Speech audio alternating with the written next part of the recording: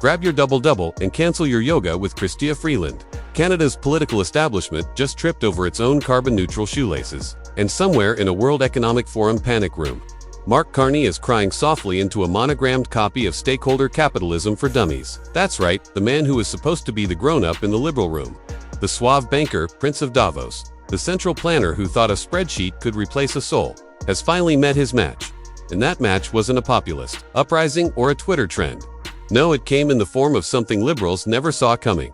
A federal judge with a spine and a copy of the rulebook. The judicial tsunami has hit, and the coronation just washed out to sea.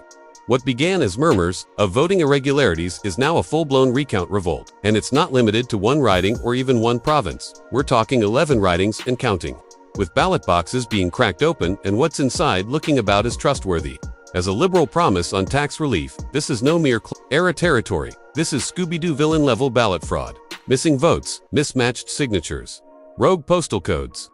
Some ballots have outright vanished. Poof, like Mark Carney's charisma on a cold camera close-up. Let's rewind to the 2025 federal election. Pierre Poilievre was surging in the polls like a snowplow on black ice, unstoppable. Canadians from coast to coast lined up around arenas to hear him talk about affordability, freedom, and fiscal sanity. And then bam, out of nowhere, Mark Spreadsheet Jesus Carney is declared the winner. No momentum, no fire, no policies anyone could actually understand. Just a preordained coronation. Brought to you by the same elites who think affordability is a vibe and pipelines are war crimes. But something didn't smell right.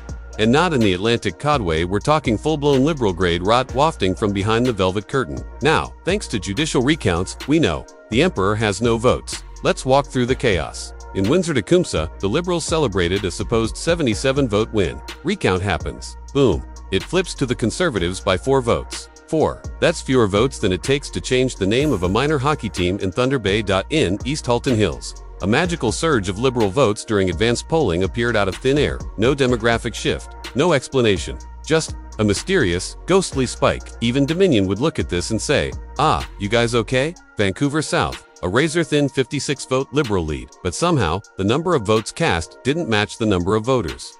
Zombie ballots, ghost voters, phantom signatures. Do we need Scooby and the gang to sort this one out too? In Halifax, ballots from one district ended up counted in another because, apparently, Elections Canada is still run by someone using MapQuest in 2025. And get this, a seat in Quebec flipped because of a postal code. Not policies, not candidates, not even a scandal, just a postal code. Welcome to Democracy 2.0 now, featuring clerical errors as constitutional crises. And who's presiding over this collapse?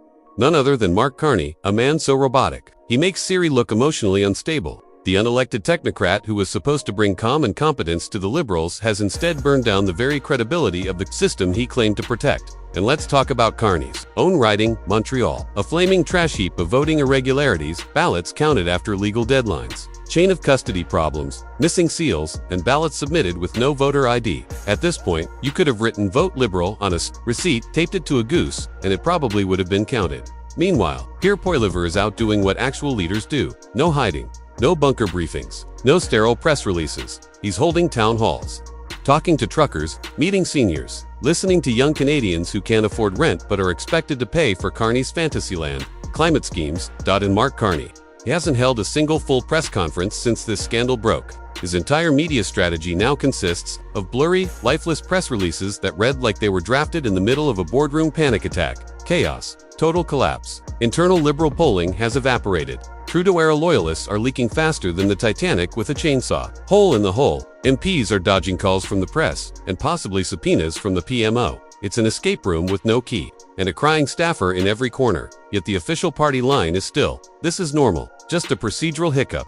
Yet, and the Hindenburg was a minor in-flight inconvenience. Even longtime Liberal strategists are whispering the unthinkable.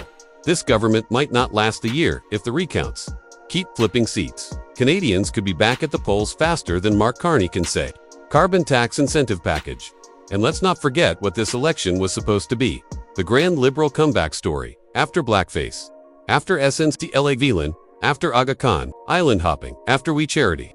This was meant to be a reset. The Carney campaign was billed as the grand rebirth. But instead of a fresh start, Canadians got an economic overlord with the personality of a fax machine and a government less competent than a Labrador retriever trying to run a call center. Now, that grand comeback has turned into a grand collapse, and this isn't just about one man or one party.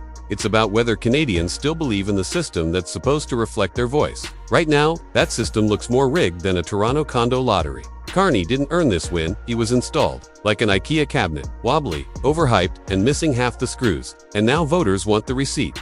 Because the real leader, the one who actually earned his following, is Pierre. He didn't need the CBC to fawn over him. He didn't need to attend Davos or quote central bank theory like gospel. He showed up. He spoke clearly. He fought for affordability, freedom, and common sense. And now Canadians are looking at him and saying, yeah, that guy, that's our guy. So where do we go from here? Another election, a constitutional battle royal, a complete electoral overhaul. It doesn't matter. What matters is that Canadians are awake now. They're done being gaslit by clerks and careerists who think a spreadsheet can substitute for democracy. Mark Carney thought he could rule Canada the way he ran the Bank of England. Quietly, smugly, behind the curtain. But Canada is not a central bank, it's a country, and the people are done being managed. They want to be represented. So to the liberal elite, your days of clerical cover-ups and bureaucratic fairy tales are over. This isn't House of Cards, it's the House of Commons, and Canadians are tearing it down to rebuild it better. And to Mark Carney, maybe head back to Davos, or better yet, find a nice quiet think tank that still believes your PowerPoint slides matter, because Canada just checked your math. And you flunked if you found this breakdown refreshing, raw, and real. Smash that like button, subscribe to the channel, and we'll keep cutting through the noise. Because this isn't just politics, this is the future of the country. And now it's the people, not the polls, not the pundits who are taking it.